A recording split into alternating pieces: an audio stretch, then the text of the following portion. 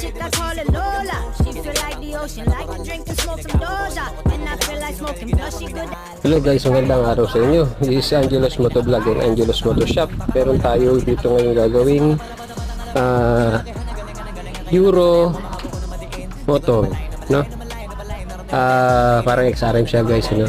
So, pinalitan ko ito ng busina.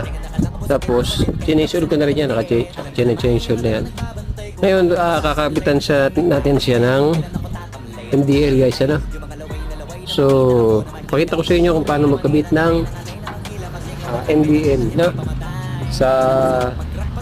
Na may isang relay. Tapos lalagyan natin ng switch. So, R8 na switch na three-way switch na guys, may height, no?